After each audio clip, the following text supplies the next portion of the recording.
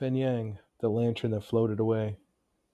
There is a story older than charts, whispered along the coastlines of the East, that the sea was once dark as the sky, and men lit it with lanterns so they could fish and sail. Lanterns were kept high on poles, glowing over the waves like tethered stars. But one lantern broke free. It drifted, carried by tide and storm, never extinguished. It sank beneath the waves, yet kept burning, its light bending water into fire. That lantern did not fade, it transformed. Steel grew around it like a shell, engines like lungs, a hull curved like the crescent of a moon. When it rose again, men saw not a lantern, but a destroyer, the Fenyang. Her hull glows faint in moonlight as if painted with smoke and flame. When she cuts across water, she does not ripple. She writes fire upon the waves, thin trails that do not drown but shimmer. Sailors swear that if you stand on her deck long enough at night, the horizon bends away, and you could see every coastline at once, every shore the lantern ever floated past. But the wonder is not her glow, the wonder is her silence.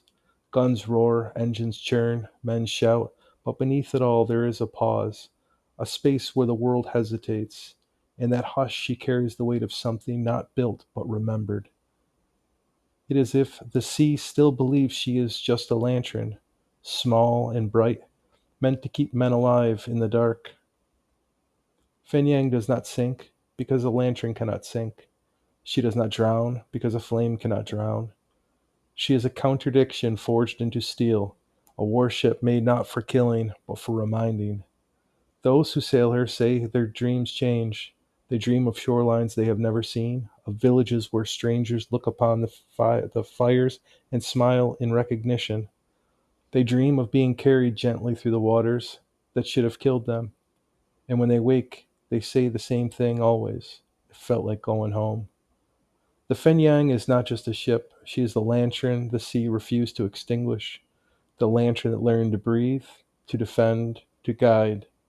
Wherever she sails, she drags a thread of memory behind her, back to the first hands that lit her wick, back to the night when the ocean was too dark and men begged for light. This is why the sea accepts her. That is why the stars tilt when she passes.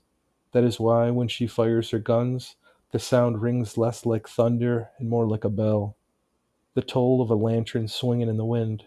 The Fenyang is not painted. She is not camouflaged. She is burning still.